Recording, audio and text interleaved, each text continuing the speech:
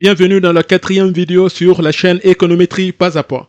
Dans la précédente vidéo, je vous ai présenté les notions théoriques liées aux caractéristiques de tendance centrale, de répartition et de dispersion des séries, notamment la moyenne, la proportion, la variance et l'écart type. Je vous ai également présenté les indicateurs de liaison entre séries, à savoir la covariance, la corrélation et le coefficient de détermination. Dans la vidéo d'aujourd'hui, nous allons traiter ensemble un cas pratique en guise d'exercice d'application de toutes les notions théoriques vues dans le précédent cours. Je vous rappelle que les cours et les exercices que je présente sur cette chaîne sont inspirés de mon livre intitulé Économétrie pas à pas. Si vous souhaitez aller plus loin et vous exercer sur des cas pratiques plus complets, je vous recommande vivement ce livre. Il est disponible sur Amazon et je vous mets le lien en bas dans la description de la vidéo. Passons à l'exercice. Ce tableau présente les données sur deux variables x, y observées sur 20 individus indicés i numérotés justement de 1 à 20. Je vous propose en fait de calculer quelques indicateurs statistiques et dire à quoi correspond chaque indicateur et donner sa valeur estimée. Nous allons passer à la correction justement. Mais avant que vous regardiez la correction, je vous suggère d'abord de mettre la vidéo en pause, de vous exercer en essayant de répondre aux questions par vous-même. Sinon, sans plus tarder, passons tout de suite à la correction. Je vais basculer sur une feuille de notes, justement pour pouvoir faire les démonstrations. Voici les données de l'exercice ainsi que les énoncés. On nous demande de calculer chaque indicateur en disant à quoi correspond chacun et nous allons dérouler ensemble le traité de l'exercice. On commence par x bar et y bar. À quoi correspond x bar et y bar? Ça correspond tout simplement à la moyenne de la variable x et la moyenne de la variable y. On va essayer de les calculer. Sachant que x bar et y bar sont des indicateurs de tendance centrale des séries x, y. Et on sait par définition que x bar égale à la somme des valeurs individuelles de la série divisée par n, la taille de l'échantillon. Donc on a ceci. 1 sur n, somme des xi. Donc ce qui veut dire que pour obtenir la moyenne de la série x, il suffit tout simplement de considérer la colonne x sur le tableau et de faire la somme des différentes valeurs justement jusqu'à l'individu, jusqu'à l'individu 20. Et ensuite, on divise par le nombre d'individus justement qui est égal à 20. Et sachant que j'ai préparé un tout petit peu, voilà, avant de présenter la vidéo, je sais que la somme des 20 éléments ici, c'est moins 102. Et la taille de l'échantillon étant égale à 20, c'est moins 102 sur 20. Ce qui donne moins 5,1. Je vous propose aussi de faire le calcul par vous-même, d'arrêter la vidéo et de faire la somme et ensuite de voir si on tombe juste ou pas. Donc la moyenne de x, c'est-à-dire noté x bar, est égale à moins 5,1. On fait de même pour la variable y. Par analogie, on fait juste la somme des valeurs individuelles de y et on divise par n. Et on trouve ici, en tout cas je trouve que c'est 92 divisé par 20, ce qui donne 4,6. Je vais essayer de noter ces valeurs à côté en fait pour qu'on puisse les utiliser parce que je sais qu'on en aura besoin pour la suite de l'exercice. X bar est égal à moins 5,1 et Y bar est égal à 4,6.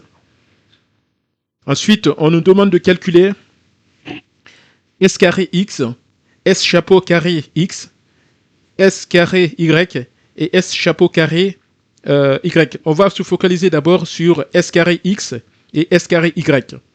Voilà. Donc, à quoi correspond S carré X et S carré Y avant de pouvoir les calculer?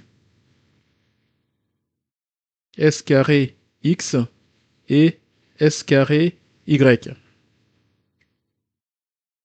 Si vous avez pu suivre les cours précédents, vous saurez que S carré X correspond à la variance de la variable X et S carré Y correspond à la variance de la variable y.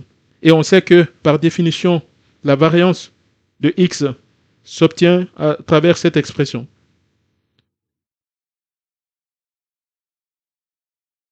C'est-à-dire qu'on fait la somme sur les écarts des valeurs individuelles par rapport à la moyenne. On élève voilà, cet écart au carré. On fait la somme sur tous les individus et ensuite on divise par n. Il faut savoir que la somme, quand je mets la somme, même si je ne mets pas voilà, tout en toute rigueur, c'est la somme sur i de 1 jusqu'à n. Voilà. Parfois, je les ignore parce que ça va de soi, en fait.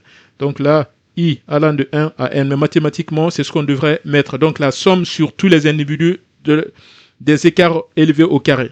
À quoi correspondent les écarts élevés au carré? Je vous ai également préparé un petit tableau, en fait.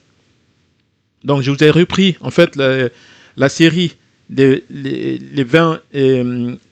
les 20 valeurs, en fait, je vous l'ai mis dans ce tableau et je calculais pour la variable xi, je calculais les écarts individuels, donc on obtient cette colonne, en fait, donc c'est xi moins x bar étant égal à moins 5,1 comme on vient de le calculer, donc on fait le calcul et d'après l'équation de la variance, il faut élever cet écart au carré, ce qui fait que on retombe dans cette colonne, en fait, donc xi moins x bar au carré. Cet écart, en fait, il est calculé par individu. C'est important de noter cette différence. En fait, une fois qu'on a fait les écarts individuels au carré, en fait, la formule nous demande qu'il faut faire la somme, en fait, sur les 20 éléments. Ça veut dire que, en fait, il faut tout simplement les écarts individuels au carré, c'est l'ensemble de tous ces éléments, en fait. Jusqu'au 20e élément, il faut faire la somme. Et ensuite, on nous dit de diviser par n étant égal à 20. Donc, et quand vous faites les calculs, vous trouverez peut-être, comme moi, que la somme est égale à 197 477,8 et 20, c'est le nombre d'observations. Donc, ce qui fait que ici, S carré x, on est avec S carré x ici. Donc, on trouvera une valeur telle que, bon, 98, ça c'est le fruit de mes calculs, et je vous recommande justement de faire vous-même les calculs et de voir si on retrouve les mêmes valeurs, justement. Donc, S carré x est égal à ça, et ensuite on nous demande de calculer S carré y. Donc, on va utiliser la même méthodologie, hein, c'est S carré y égale 1 sur n, somme sur i allant de 1 à n, de yi moins y bar au carré. Y bar étant la moyenne de la série y qu'on a déjà calculée, qui est égale à 4,6 ici en haut à droite à l'angle justement. Donc ça veut dire que, je reprends encore mon tableau préparé. Donc cette fois, on considère la série y, sa moyenne. Voilà. Et donc on aura ici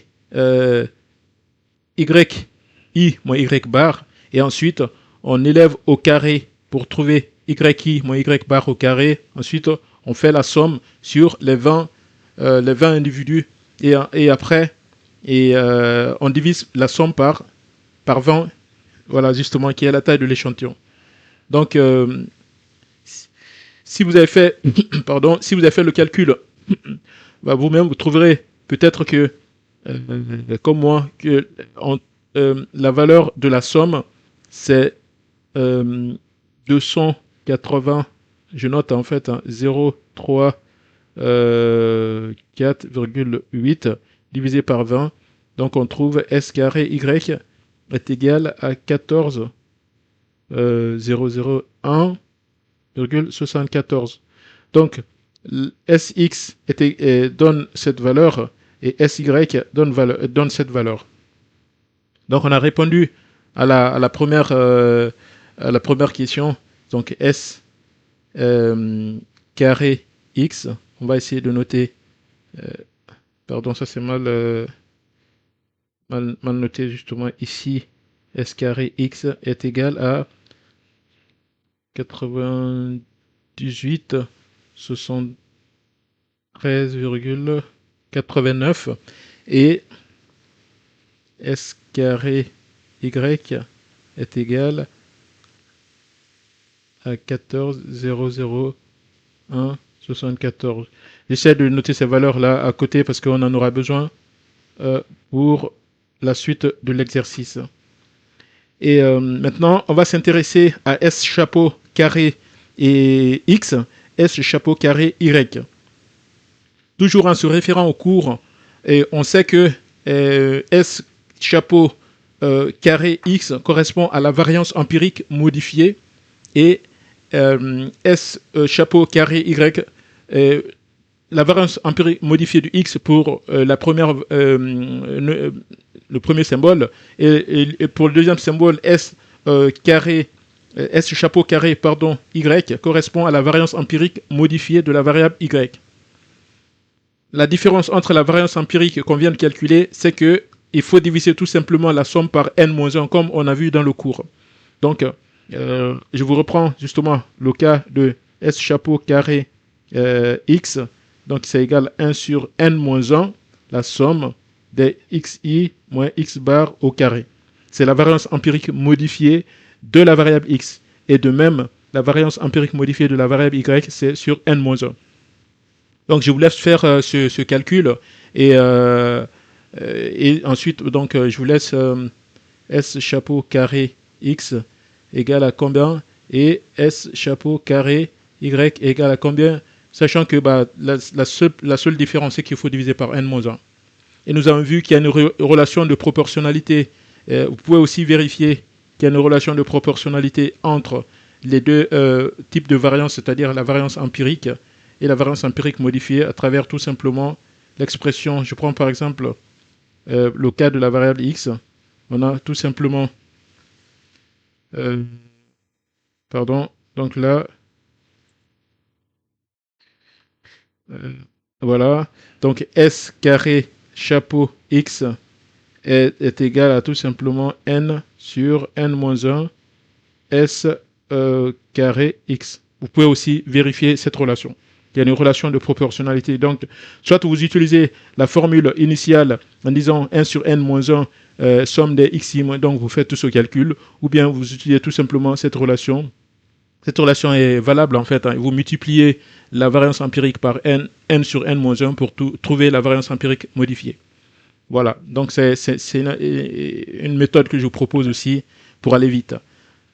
Donc, on nous dit également de calculer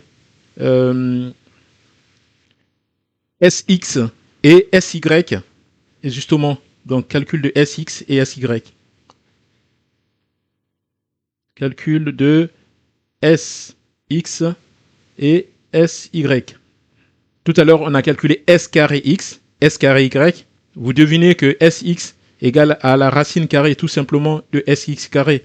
Et ce qui correspond, la racine carrée de S carré X étant égale à la variance, quand on prend la racine carrée de la variance, on retombe sur l'écart type. Donc Sx correspond à l'écart type de la variable X et Sy correspond à l'écart type de la variable Y. Bien entendu, il s'agit de la variance empirique, puisque S chapeau par continuité du coup, S chapeau X correspond à l'écart type empirique modifié et S chapeau Y correspond à l'écart type empirique modifié de la variable Y, justement.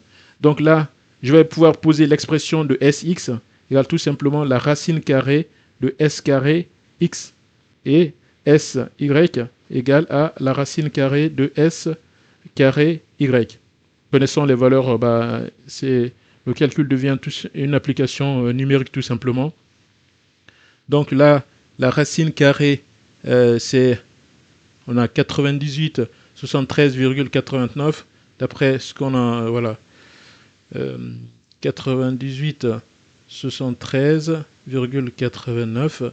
Et la racine carrée de 1401,74.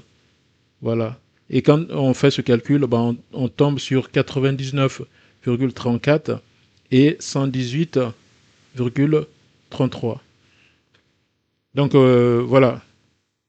Je note ça aussi à côté, parce qu'on a peut-être besoin de ça tout à l'heure. Sx égale à 99,34 et Sy est égal à 118,33.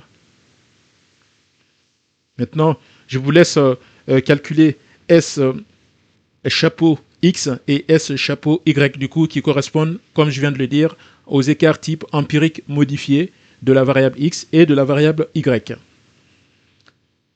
Maintenant, l'exercice nous demande de calculer cov XY. Calcul de cov XY.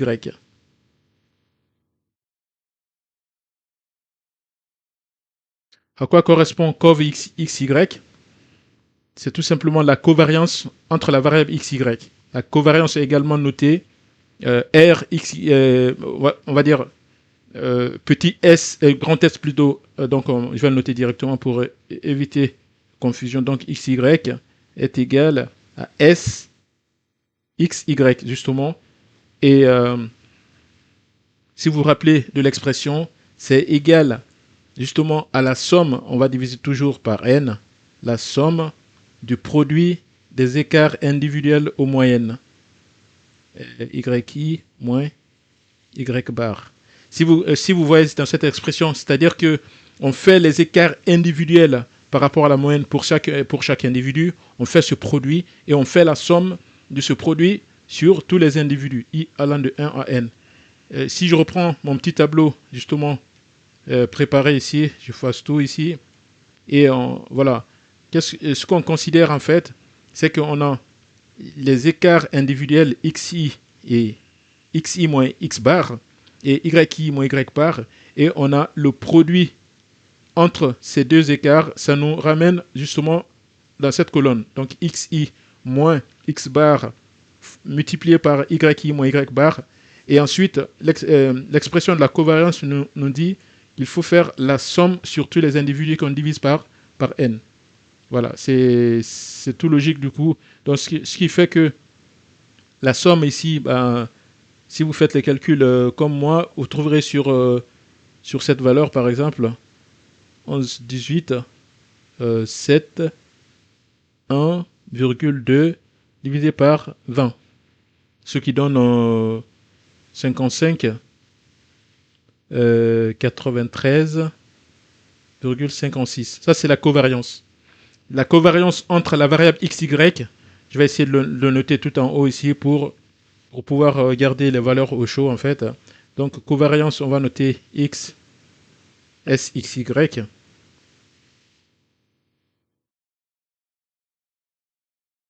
Voilà, donc sxy est égal à 55 93,56. Voilà, et il faut savoir justement, avant de... il faut rappeler que les variances Sx au carré, Sy au carré et l'écart type Sx et Sy sont en fait ce qu'on appelle les indicateurs de dispersion. Les moyennes, c'est des indicateurs de tendance centrale. Les variances et écart type, c'est des indicateurs de dispersion de la série.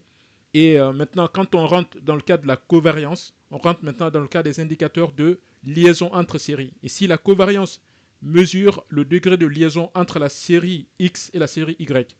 Ici, on trouve une covariance de valeur avec la valeur positive. C'est important de noter, de faire cette remarque, parce que quand la covariance est positive, ça signifie que les deux variables évoluent ensemble, dans le même sens en fait. C'est-à-dire que les deux variables évoluent soit positivement ensemble avec une courbe ascendante, ou évoluent négativement avec une courbe, on va dire, à tendance baissière en fait. Donc quand une variable augmente, l'autre variable va augmenter, et quand l'autre variable baisse, l'autre variable aussi va baisser. Ils ont une évolution commune. C'est ça que signifie en fait la covariance positive. Si la covariance avait été négative, ça veut dire que les deux variables évoluent en sens inverse. Quand l'une augmente, l'autre va baisser, et réciproquement. Donc c'est important de faire cette différence à ce niveau. Maintenant, l'exercice nous demande également de calculer RXY. Vous me permettez un peu de faire un peu d'espace justement ici en effaçant quelques éléments qu'on a déjà calculés, notamment voilà, le calcul de x bar et y bar, ou le calcul, les deux calculs liés aux indicateurs de tendance centrale et de dispersion. Encore une fois, je vous recommande de revoir les vidéos sur ces cours dans lesquels j'ai bien pris le temps de détailler chaque notion et de poser vos remarques et vos questions et vos suggestions en commentaire de la vidéo et je reviendrai vous répondre voilà, et dès que j'ai un peu de temps pour voilà, en tout cas à vos différentes questions. Maintenant, on nous demande de calculer RXY ici. RXY, si on se réfère toujours au cours, ça correspond au coefficient de corrélation linéaire. Et on sait que l'expression du coefficient de corrélation linéaire, c'est tout simplement une valeur raffinée, une valeur normée de la covariance. Donc c'est égal à covariance XY divisé par l'écart type de la variable X multiplié par l'écart type de la variable Y. Bien entendu, il s'agit ici de l'écart type empirique. L'écart type empirique modifié, généralement, voilà, quand on travaille vraiment sur des petits échantillons, tout petit échantillon, ici on prend un cas pratique 20 observations, mais voilà, d'habitude on travaille sur les variances empiriques. Voilà, si on ne se pose pas trop de questions. Mais quand on va rentrer dans le détail, essayer d'être plus rigoureux, des études plus sensibles, où chaque détail compte, là en ce moment, on va essayer d'appliquer les règles statistiques à la rigueur, justement. Mais là, on va se permettre quelques libertés pour des raisons pédagogiques. Voilà, ici, c'est égal, la corrélation, c'est égal à la covariance divisée par le produit des écarts types. La covariance, on a déjà calculé, c'est égal à 55,93 voilà, 56. Voilà, 55,93,56 divisé par l'écart type de X, c'est 99,34 multiplié par 118,33. Si on a utilisé justement les mêmes méthodes, et je pense qu'on doit trouver le même résultat à quelques virgules près, RXY ici, moi je trouve 0,475. Donc je note à côté ici, RXY égale à 0,475. En termes d'interprétation du coefficient de corrélation, en fait, je vous ai indiqué aussi dans le cours que la covariance peut prendre n'importe quelle valeur. C'est la valeur peut être, voilà, il n'y a pas de norme définie en fait. Donc la valeur que vous obtenez, vous regardez tout simplement le signe pour pouvoir interpréter le sens de la liaison entre les deux variables. Par contre, l'avantage de la corrélation, c'est que la valeur est normée, c'est-à-dire que la valeur est toujours comprise entre moins 1 et 1. Voilà, ça ne va jamais dépasser ces deux bornes en fait. Donc il y a une valeur centrale qui est 0 et l'interprétation de la corrélation se fait justement en fonction de ces trois valeurs, moins 1, 0 et 1. Voilà, si je vous fais par exemple un petit tracé ici, je mets, voilà, par exemple, si je mets 1 ici, voilà, et je mets moins 1 ici, et au milieu, je mets 0. Donc le coefficient de corrélation va se trouver, bien entendu, la graduation va continuer, hein, mais bon, la covariance peut se trouver sur des zones en pointillés, ça c'est, voilà, par définition, mais la corrélation est toujours comprise entre moins 1 et 1. Maintenant, on a trouvé ici 0,475.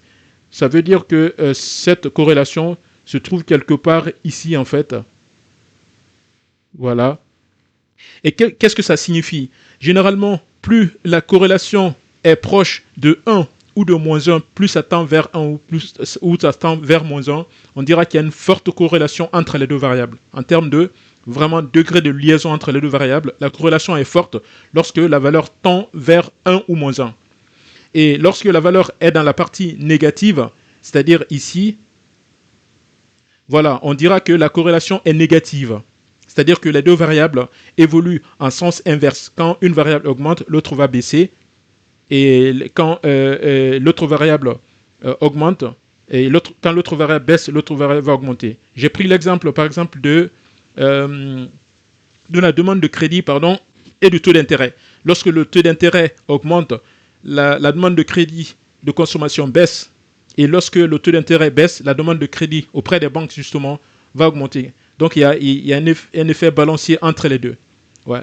Donc, quand on analyse, justement, la corrélation entre le taux d'intérêt bancaire et la demande de crédit, on trouvera un coefficient de corrélation linéaire, c'est-à-dire RXY négatif, pardon. Donc, entre 0 et moins 1. Par contre, dans notre cas ici, on a 0,475. Ça veut dire qu'on a une corrélation positive. Je prends le cas, par exemple, de la vente de glace et de la température extérieure. Lorsqu'on va analyser la corrélation entre ces deux variables, on trouvera nécessairement que la corrélation est positive, puisque quand la température extérieure augmente, les ventes de glace augmentent, et quand la température extérieure baisse, les ventes de glace vont également baisser. Donc, il y a une corrélation positive entre les deux variables. La corrélation positive ne signifie pas que les deux variables évoluent toujours positivement. Hein. Ça veut tout simplement dire que les deux variables évoluent communément. C'est-à-dire ils vont évoluer à la hausse ensemble ou bien ils évoluent à la baisse ensemble.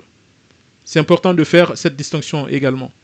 Donc, voilà. Voici ce qu'on pouvait dire sur l'interprétation de la distinction justement entre la covariance et la corrélation. La corrélation, encore une fois, est plus normée, plus interprétable que la covariance, pour laquelle on se contente uniquement du signe obtenu. Voilà. Je continue sur le reste de l'exercice, et ce que l'exercice nous demande encore, c'est de calculer, et c'est la dernière question, c'est de calculer RXY au carré. Voilà, je vais essayer encore de faire un peu d'espace.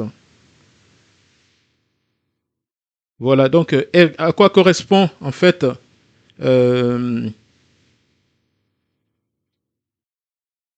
à quoi correspond bon, je vais poser d'abord calcul de RXY. Nous avons vu dans le cours que R carré XY correspond au coefficient de détermination, c'est-à-dire le pouvoir explicatif de la variable x sur la variable y, ou le pouvoir explicatif de la variable y sur la variable x. Ici, pour le moment, comme on n'est pas encore entré dans les détails des régressions linéaires, donc on ne cherche pas à savoir d'abord quelle variable, on n'a pas encore fait d'hypothèse économique ou économétrique pour dire est-ce que c'est la variable x qui cause la variable y ou c'est la variable y qui cause la variable x. Pour le moment, on n'est pas encore dans les hypothèses puisqu'on n'est pas encore dans l'économétrie.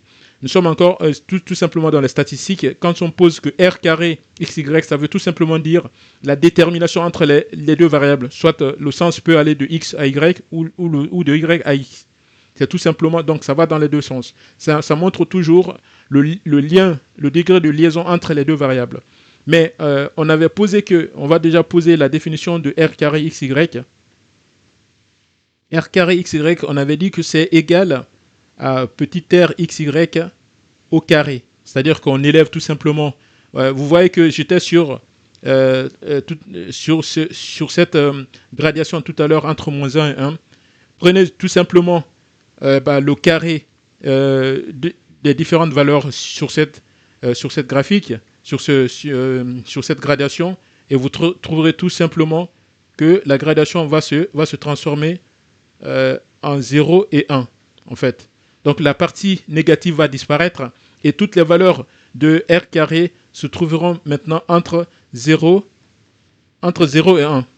Voilà, c'est la seule différence entre le coefficient de corrélation linéaire et le coefficient de détermination. On interprète maintenant les valeurs de manière positive.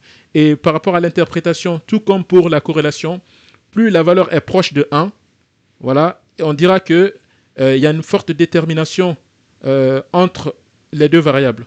Plus c'est proche de 1, plus c'est proche de 0, on dira qu'il y a une faible détermination. Donc l'interprétation est logique par rapport à l'interprétation qu'on a déjà fait sur la corrélation. Et c'est différentes, on va dire, ces différents indicateurs ne vont jamais se contredire en fait, en réalité. Ça dépend maintenant à l'analyse quel indicateur tu privilégies par rapport à tel, suivant le contexte. Mais sinon, tous les indicateurs aboutissent généralement à la même conclusion.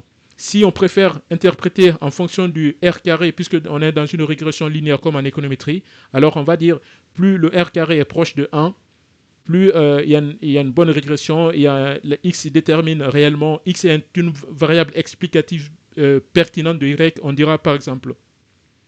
Par contre, si la valeur est proche de 0, alors on dira non, x n'est pas vraiment une variable explicative, donc on va essayer de remettre en cause un peu la relation économique entre les deux variables.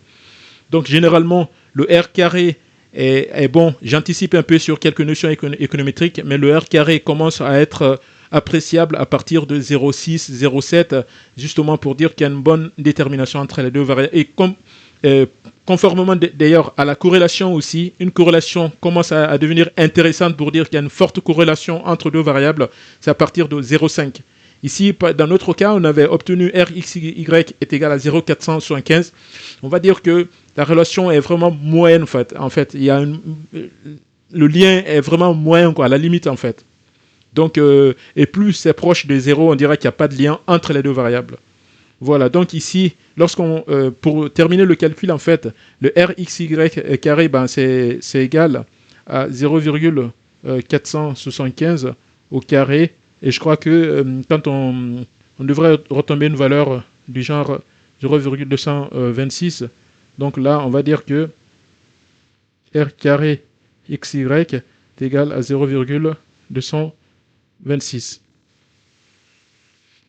Voilà un peu. Est-ce qu'il nous reste encore... Ben, je vous laisse calculer les indicateurs sur lesquels on n'est pas allé jusqu'au bout. C'est par exemple variance empirique modifiée, l'écart type empirique modifié.